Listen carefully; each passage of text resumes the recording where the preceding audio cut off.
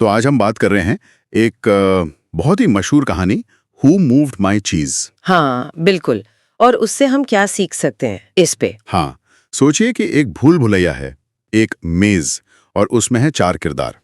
2 चूहे हैं, स्निफ और स्करी, और 2 छोटे इंसान हैं, हेम और हॉ। हाँ, लिटिल पीपल जिन्हें कहते हैं। और इन सब की जिंदगी का जो सेंटर पॉइंट है वो है चीज। चीज। अब ये चीज सिर्फ वो खाने वाला पनीर नहीं है ना? नहीं नहीं, बिल्कुल नहीं।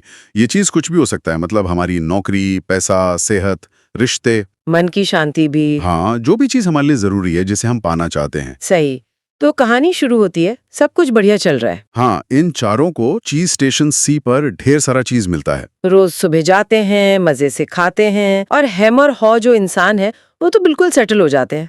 उन्हें लगता है बस ये चीज तो अब अपना है। हाँ, हमेशा रहेगा, ये तो हमारा हक है, एकदम कंफर्टेबल। बिल्कुल कंफर्ट जोन में चले जाते हैं। और फिर कहानी में आता है ट्विस्ट। एक सुबह वो पहुंचते हैं चीज स्टेशन सी पर, और चीज गायब, खत्म, स्टेशन एकदम खाली। शॉकिंग। अब यहाँ से पता चलता है कि अलग अलग लोग या यहाँ किरदार बदलाव को कैसे लेते हैं। हाँ, ये बहुत इंटरेस्टिंग है। स्निफ और स्करी जो चूहे हैं वो ज्यादा सोचते नहीं है। नहीं, स्निफ ने शायद पहले ही सूंघ लिया था कि भाई चीज कम हो रहा है, कुछ गड़बड़ है। हाँ, वो बदलाव को सेंस कर लेता है। और स्करी वो तो एक्शन वाला है, जैसे ही देखा चीज नहीं है फौरन दोनों निकल पड़े बिल्कुल, बिना टाइम वेस्ट किए, भूल भुलैया में नई चीज की तलाश में।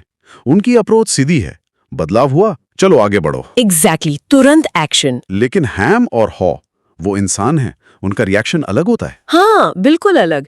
हेम तो मतलब गुस्से में आ जाता है, हैरान परेशान, चिल्लाता है, मेरा चीज किसने हटाया, ये गलत है, ऐसा कैसे हो सकता है। वो वहीं अड़ जाता है। उसे उम्मीद है कि शायद चीज वापस आ जाए। वो बदलाव को एक्सेप्ट ही नहीं कर पाता, मान ही नहीं रहा। और ये बहुत ही कॉमन रिएक्शन है ना, हम इंसानों का। हमें लगता है जो हमारा है वो हमेशा रहेगा। हाँ, बदलाव से डर लगता है, गुस्सा आता है। हेम उसी में फंस जाता है।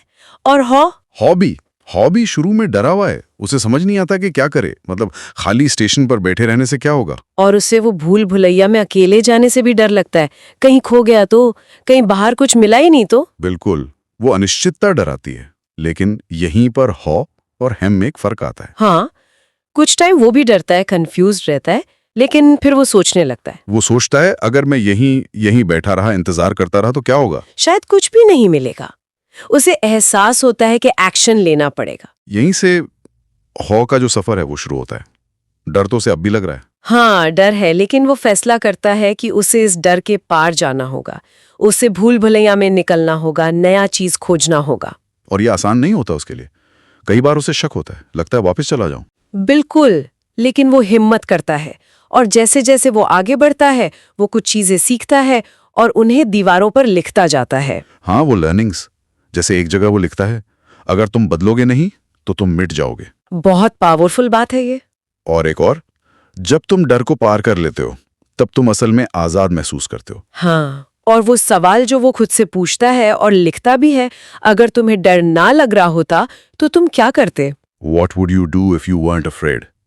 ये तो मतलब गेम चेंजर सा हाल है। बिल्कुल, ये हमें एक्शन लेने के लिए इंस्पायर करता है। डर हमें अक्सर रोकता है, लेकिन ये सवाल हमें आगे देखने में मदद करता है। और एक और बड़ी सीख उसे मिलती है, पुराने चीज को जितनी जल्दी छोड़ोगे उतनी ही जल्दी नया चीज मिलेगा। ये बहुत जरूरी है। अक्सर हम पुरानी चीजों से, पुरानी आदतों से, पुराने कंफर्ट जोन से चिपके रहते हैं। हाँ, भले ही वो अब हमारे लिए सही ना हो। हाँ, हॉ का आगे बढ़ना दिखाता है कि वो पुरानी चीज यानी चीज स्टेशन सी की जो यादें थीं या उम्मीदें थीं, उन्हें पीछे छोड़ना कितना जरूरी है। उसे ये भी समझ आता है कि शायद चीज धीरे धीरे खत्म हो रहा था, पर उसने ध्यान ही नहीं दिया। हाँ, स्निफ और स्करी में शायद वो छोटे छोटे सिग्नल्स पकड़ लिए थे। हेम और हॉ इतने आराम में थे कि उन्होंने देखा ही नहीं। तो अलर्ट रहना, आसपास क्या बदल रहा है उस पर ध्यान देना भी जरूरी है। बिल्कुल। और कहानी के अंत में क्या होता है? अंत में हॉ की मेहनत रंग लाती है। उसे एक नया चीज स्टेशन मिलता है, चीज स्टेशन इन। और वहां तो पहले से कहीं ज्यादा और बेहतर चीज मौजूद है। और मजे की बात, वहां उसे स्निफ और स्करी मिलते हैं। हाँ, वो तो पहले ही पहुंचकर एंजॉय कर रहे होते हैं। तो कहानी का सार क्या निकलता है, निचोड़ क्या है? निचोड़ यही है कि देखो, बदलाव तो आएगा ही, जिंदगी में कुछ भी परमानेंट नहीं है। हाँ, चाहे वो नौकरी हो, मार्केट हो, रिश्ते हो, कुछ भी। और कामयाब अक्सर वही लोग होते हैं जो या तो स्निफ और स्करी की तरह बदलाव को जल्दी भांप लेते हैं और फटाफट अडॉप्ट करते हैं, या फिर हॉ की तरह डर लगने के बावजूद हिम्मत करके, सीख कर खुद को बदलते हैं और नई राहें ढूंढते हैं। हैम की तरह बदलाव को नकारना या पुराने के वापस आने का इंतजार करना वो काम नहीं करता, उससे नुकसानी होता है। सही बात। तो ये सोचने वाली बात है कि हमारी अपनी लाइफ में चीज क्या है। हाँ, और क्या हम उस चीज के बदलने के जो संकेत हैं उन पर ध्यान दे रहे हैं, या हम भी हैम की तरह कंफर्टेबल हो गए हैं? क्या हम बदलाव के लिए तैयार हैं? ये सवाल खुद से पूछना चाहिए। बिल्कुल। और जाते जाते हॉल की एक और बात याद आती है जो उसने दीवार पर लिखी थी। कल्पना करो कि तुम नए चीज का आनंद ले रहे हो, ये तुम्हें उसे पाने की राह दिखाएगा। वाह, मतलब विजुअलाइजेशन की पावर, डर से आगे देखने की बात। हाँ, तो इस विचार के साथ आज की ये चर्चा यहीं खत्म करते हैं। जरा सोचिए, अपने डर से आगे क्या है?